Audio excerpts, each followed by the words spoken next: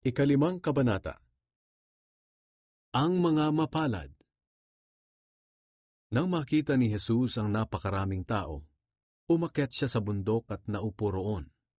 Lumapit sa kanya ang mga tagasunod niya, at nagsimula siyang mangaral. Sinabi niya, "Mapalad ang mga taong inaaming nagkulang sila sa Diyos, dahil makakasama sila sa kaharian ng Diyos. Mapalad ang mga naghihinagpis, dahil aaliwin sila ng Diyos.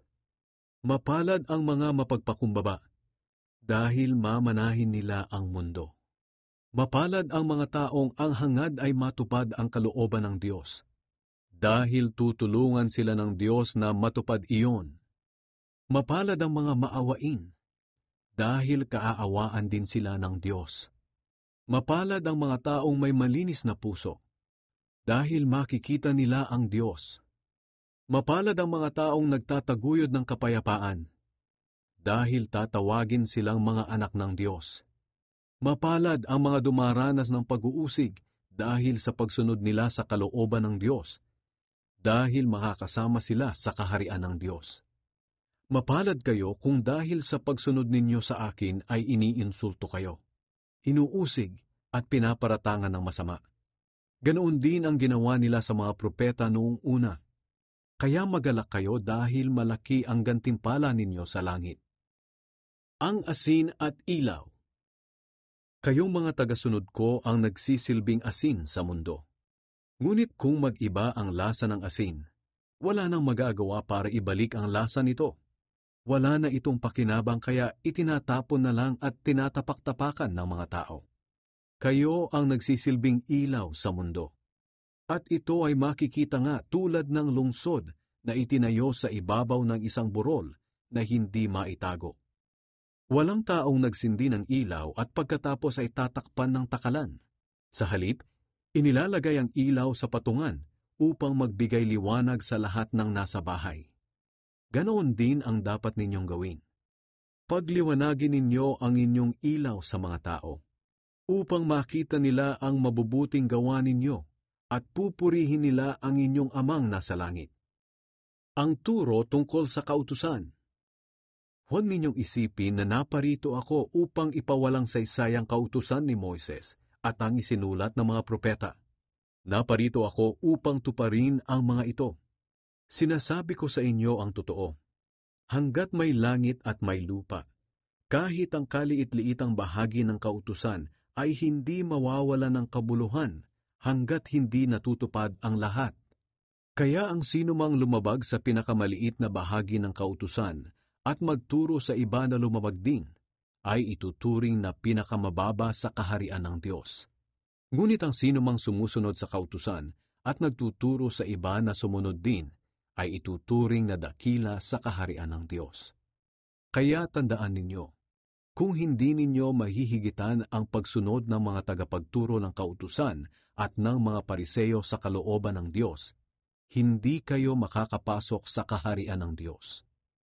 Ang turo tungkol sa galit. Sinabi pa ni Jesus, "Narinig ninyo na sinabi noong una sa ating mga ninuno, huwag kayong papatay, dahil ang sinumang pumatay ay parurusahan. Ngunit sinasabi ko sa inyo na ang may galit sa kanyang kapatid ay parurusahan din. At ang humamak sa kanyang kapatid at magsabi sa kanya, wala kang silbi, ay dadalhin sa mataas na hukuman. At ang sinumang magsabi ng ulol ka sa kanyang kapatid ay mapupunta sa apoy ng impyerno. Kaya kung nasa altar ka at nag-aalay ng iyong handog sa Diyos, at maalala mong may hinanakit sa iyo ang iyong kapatid, iwanan mo muna ang handog mo sa harap ng altar. Makipagkasundo ka muna sa iyong kapatid at saka ka bumalik at maghandog sa Diyos. Kapag may nagdedemanda sa iyo, makipag-ayos ka kaagad sa kanya habang papunta pa lang kayo sa hukuman. Dahil kapag nasa hukuman na kayo, ibibigay kayo ng hukom sa alagad ng batas upang ipabilanggo. Tinitiyak ko sa iyo, hindi ka makakalabas ng bilangguan hanggat hindi mo nababayaran ng kabuuan ng utang mo." Ang turo tungkol sa pangangalunya. Narinig ninyo na sinabi noong una, huwag kang mangangalunya, Ngunit sinasabi ko sa inyo na ang tumingin lang sa isang babae ng may masamang pagnanasa ay nagkasala na ng pangangalunya sa kanyang isip. Kaya kung ang kanang mata mo ang dahilan ng iyong pagkakasala, dukitin mo ito at itapon. Mas mabuti pang mawalan ka ng isang parte ng iyong katawan, kaysa sa buo ang katawan mo pero itatapon ka naman sa impyerno. At kung ang kanang kamay mo ang dahilan ng iyong pagkakasala, putulin mo ito at itapon. Mas mabuti pang mawalan ka ng isang parte ng katawan kaysa sa buo ang katawan mo, pero itatapon ka naman sa impyerno. Ang turo tungkol sa paghihiwalay.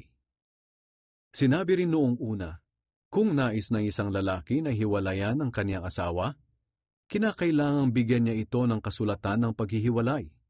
Ngunit sinasabi ko sa inyo na kapag hiniwalayan ng lalaki ang kaniyang asawa sa anumang dahilan, maliban sa sexual na imoralidad, siya na rin ang nagtulak sa kaniyang asawa na mangalunya kapag nag-asawa itong muli. At ang sino mang mag-asawa ng babaeng hiniwalayan ay nagkasala rin ng pangangalunya. Ang turo tungkol sa panunumpa. Narinig din ninyo na sinabi noong una sa ating mga ninuno, kapag ang tao ay nangako at nanumpa pa sa pangalan ng Panginoon, kailangang tuparin niya ito. Ngunit sinasabi ko sa inyo na kung mangangako kayo, huwag kayong susumpa. Huwag ninyong sasabihin, saksi ko ang langit, dahil naroon ang trono ng Diyos, o saksi ko ang lupa, dahil ito ang tuntungan ng kaniyang paa.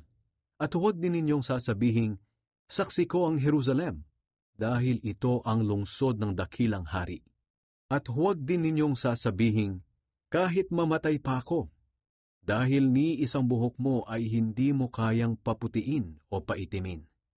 Sabihin mo na lang na oo kung oo, at hindi kung hindi. Dahil kung manunumpa pa kayo, galing na iyan sa diablo. Huwag maghiganti.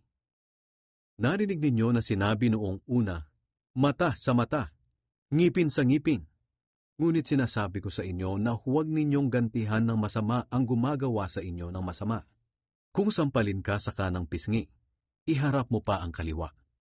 Kung ihabla ka ng sinuman at kunin ang iyong damit, ibigay mo na rin pati ang iyong balabal. Kung sapilitang ipapasan sa iyo ng isang sundalo ang dala niya ng 1 kilometro, dalihin mo ito ng 2 kilometro. Bigyan mo ang nanghihingi sa iyo, at huwag mong tanggihan ang nanghihiram sa iyo. Mahalin ninyo ang inyong kaaway. Narinig ninyo na sinabi noong una, mahalin mo ang iyong kaibigan, at kapuutan mo ang iyong kaaway. Ngunit sinasabi ko sa inyo na mahalin ninyo ang inyong mga kaaway, at ipanalangin ninyo ang mga umuusig sa inyo. Kung gagawin ninyo ito, magiging tunay na anak kayo ng inyong amang nasa langit. Sapagkat hindi lang sa mabubuting tao niya pinapasikat ang araw, kundi pati na rin sa masasama. At hindi lang ang matutuwid ang binibigyan niya ng ulan, kundi pati na rin ang mga hindi matuwid. Kung ang mamahalin lang ninyo ay ang mga nagmamahal sa inyo, anong gantimpala ang matatanggap ninyo mula sa Diyos? Hindi ba't ginagawa rin iyan ng mga maniningil ng buwis na itinuturing na masasama? At kung ang binabati lang ninyo ay ang mga kaibigan ninyo, ano ang ginawa ninyo na nakakahigit sa iba? Hindi ba't ginagawa rin iyan ng mga taong hindi kumikilala sa Diyos? Kaya dapat kayong maging ganap, tulad ng inyong amang nasa langit.